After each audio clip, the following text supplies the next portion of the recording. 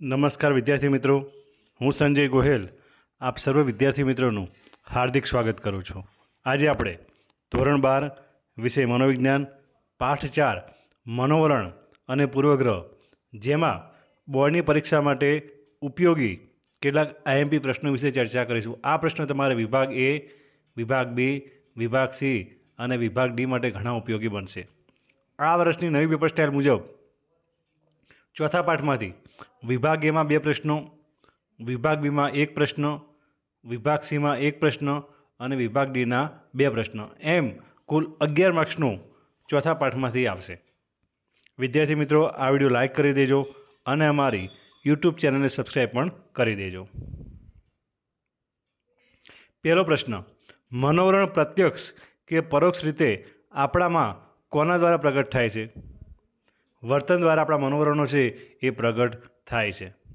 બીજો પ્રશ્ન, મનોવિજ્ઞાનની સ્વતંત્ર અને વ્યવહારિક શાખા કઈ છે? સમાજલક્ષી મનોવિજ્ઞાન એ મનોવિજ્ઞાનની સ્વતંત્ર અને વ્યવહારિક શાખા છે, જે સમાજ માટે કામ કરે છે. સમાજલક્ષી મનોવિજ્ઞાનમાં માનવીના કયા વર્તનનો અભ્યાસ કરવામાં આવે છે? માનવીના સામાજિક વર્તનનો અભ્યાસ કરવામાં આવે છે. ચોથો પ્રશ્ન, મનોવલણો કઈ પરિસ્થિતિમાં પૂર્વગ્રહમાં પરિણમી શકે છે? જો પ્રતિકૂળ પરિસ્થિતિ હોય તો મનોવલણો છે એ પૂર્વગ્રહમાં પરિવર્તિત થઈ શકે છે. માનવીના વિચાર, વાણી, વર્તન, રીતભાત અને જીવનશૈલી પર વધુ અસર કરતું પરિબળ કયું છે? સમૂહ સંચારના માધ્યમો, એટલે કે સમૂહ માધ્યમો દ્વારા માનવીના વિચાર, વાણી, વર્તન, રીતભાત અને જીવનશૈલી ઉપર સમૂહ માધ્યમોની અસર પડે છે. વિવિધ વ્યક્તિ, વસ્તુ, પરિસ્થિતિ કે બનાવ પ્રત્યે જે ખ્યાલો બંધાય તેને શું કહેવામાં આવે છે? તેને મનોવલણ કહેવામાં આવે છે. મનોશારીરિક વર્તનની માનસિક તત્પરતા એટલે શું? મનોવલણ. આ બધી મનોવલણની વ્યાખ્યાઓ છે. મનોવલણો જન્મજાત નહીં પરંતુ કેવા હોય છે? મનોવલણો જન્મજાત નહીં પરંતુ સંપાદિત, એટલે કે શીખેલા છે. કોઈપણ બાળકનો જ્યારે જન્મ થાય ત્યારે એના મનોવલણ હોતું નથી, પરંતુ ધીમે ધીમે એ બાળક સમાજનું અનુકરણ કરે છે અને એનામાં મનોવલણો સંપાદિત થાય છે. સામાજિક રીત રિવાજો, મૂલ્યો, રહેણીકરણી અને વિચારસરણી આત્મસાત કરવાની પ્રક્રિયા એટલે શું? તેને કહેવામાં આવે છે સામાજિકરણ. માનવીના મનમાં રૂઢ થયેલા ખોટા ખ્યાલોને શું કહેવામાં આવે છે? પૂર્વગ્રહ કહેવામાં આવે છે. માતા પિતા ભાઈબંધુ સાથે થતી વિધાયક પારસ્પરિક આંતરક્રિયા, પ્રેમ, સ્નેહ અને સહકારથી બાળકમાં શું વિકસે છે? તેનાથી બાળકમાં વિધાયક મનોવલણ વિકસે છે. તિરસ્કાર, ધૃણા, ધિક્કાર જેવી બાબતો બાળકમાં શું વિકસાવે છે? નિષેધક મનોવલણ વિકસાવે છે. 13મો પ્રશ્ન, કયા મનોવૈજ્ઞાનિકે રૂઢિચુસ્ત કુટુંબની કોલેજની યુવતીઓના વલણોમાં પરિવર્તન લાવવાના પ્રયોગમાં સફળતા મેળવેલી હતી? તો ન્યૂકોમ નામના મનોવૈજ્ઞાનિકે કોલેજની યુવતી છે એ લોકોના વલણમાં પરિવર્તન લાવવામાં ખૂબ જ સફળતા પ્રાપ્ત કરેલી હતી. 14મો પ્રશ્ન, મનોવલણો કોને દિશા આપે છે? મનોવલણો વ્યક્તિના વર્તનને દિશા આપે છે.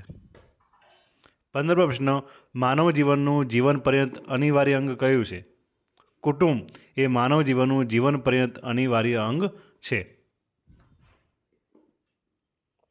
16મો પ્રશ્ન, સ્ત્રી પુરુષ સમાન કાનૂની હક ક્યારે બન્યો હતો? 2016માં. 17મો પ્રશ્ન, લગ્ન પ્રત્યેના મનોવલણોમાં કોની સાથે આંતરસંબંધ ધરાવે છે? લગ્ન પ્રત્યેના મનોવલણો જ્ઞાતિ, ધર્મ અને સંસ્કૃતિ સાથે આંતરસંબંધ ધરાવે છે. 18મો પ્રશ્ન, કયા કાનૂન મુજબ સ્ત્રીઓને ધાર્મિક સ્થળોમાં પ્રવેશ મંજૂરી મળેલી હતી? સ્ત્રી પુરુષ સમાન કાનૂની હક મુજબ કોઈપણ સ્ત્રીને ધાર્મિક સ્થળોમાં પ્રવેશવા માટેની મંજૂરી પ્રાપ્ત થયેલી છે. 19મો પ્રશ્ન, સામાજિકરણ એ શેની પ્રક્રિયા છે? સામાજિકરણ એટલે સામાજિક રીત રિવાજો, મૂલ્યો, ધોરણો, રહેણીકરણી અને વિચારસરણી આત્મસાત કરવાની પ્રક્રિયા છે. સમૂહ માધ્યમોના સાધનોના નામ આપો. ટીવી, રેડિયો, મોબાઈલ, વર્તમાનપત્રો, Facebook, Google, Twitter, internet, computer, આ બધા સમૂહ સંચારના માધ્યમો છે. સામાજિકરણ એ શેની પ્રક્રિયા છે? એ જ પ્રશ્ન છે. કુપ્પુસ્વામીની મનોવલણની વ્યાખ્યા આપો. કુપ્પુસ્વામી મુજબ મનોવલણ એ અમુક વસ્તુ, વ્યક્તિ કે પરિસ્થિતિ પ્રત્યે વિશિષ્ટ પ્રતિક્રિયા કરવાની સુસંગત, સંપાદિત અને આવેગયુક્ત પૂર્વવૃત્તિ છે. પૂર્વગ્રહ એટલે શું? પૂર્વગ્રહ એટલે ઉતાવળિયો અને પૂરતી તપાસ વગર સ્વીકારવામાં આવેલો અભિપ્રાય કે નિર્ણય. આ વ્યાખ્યા આપેલી છે ઓકબર્ન નામના મનોવૈજ્ઞાનિકે. શિક્ષણનું પુનઃગઠન એટલે શું? શિક્ષણનું પુનઃગઠન એટલે કે પૂર્વગ્રહ નાબૂદ કરવા માટે હેતુપૂર્વક શિક્ષણ આપવું તથા શિક્ષણની રીતમાં પરિવર્તન કરી જૂનાની જગ્યાએ નવું શિક્ષણ આપવું, તેને કહેવામાં આવે છે શિક્ષણનું પુનઃગઠન. યૌક્તિકીકરણ એટલે શું? યૌક્તિકીકરણ એ એક બચાવ પ્રવૃત્તિ છે જેમાં વ્યક્તિ સાચાને બદલે સારા કારણો આપે છે. 26મો પ્રશ્ન. પૂર્વગ્રહમાં પરિવર્તન લાવવા માટે શિક્ષણ સાથે સંદેશ આપનાર વ્યક્તિ અને જૂથની વિશ્વાસપાત્રતા અસરકારક નીવડે છે તેવું સંશોધન કરનાર મનોવૈજ્ઞાનિકનું નામ કયું છે? હાર્ડિંગ નામના મનોવૈજ્ઞાનિકે આ પ્રકારનું સંશોધન કરેલું છે. અશિક્ષિતો પરંપરાગત માન્યતાને વળગી રહે છે, તે માટે પૂર્વગ્રહોમાં પરિવર્તન લાવવા શિક્ષણ જરૂરી છે તેવું કયા સંશોધકના સંશોધનમાં જોવા મળેલું હતું? સ્ટેમ્બર નામના મનોવૈજ્ઞાનિકે આ પ્રકારના સંશોધનો કરેલા છે. 21મી સદી એ શેનો યુગ છે? 21મી સદી એ ટેકનોલોજીનો યુગ છે. 20મી સદી એ ચિંતાનો યુગ હતો, જ્યારે 21મી સદી એ ટેકનોલોજીનો યુગ છે. મનોવલણ સંપાદનની રીતો. મનોવલણ સંપાદનની બે રીતો છે, શાસ્ત્રીય અભિસંધાન અને કારક અભિસંધાન. મનોવલણનું સ્વરૂપ. મનોવલણ જન્મજાત નથી પરંતુ સંપાદિત એટલે કે શીખેલા છે. મનોવલણો મોટે ભાગે કાયમી હોય છે. મનોવલણો વ્યક્તિ કે વસ્તુના સંદર્ભમાં જ હોઈ શકે છે. મનોવલણ વ્યક્તિ તરફથી જૂથ તરફ વિકસે છે. મનોવલણો જૂથવ્યાપી હોય છે. મનોવલણો હેતુપૂર્ણ અને લાગણીસભર હોય છે અને મનોવલણ વ્યક્તિના ગમા અણગમા દર્શાવે છે. આ પ્રશ્ન પરીક્ષા વિભાગ સીમાં પણ આવી શકે.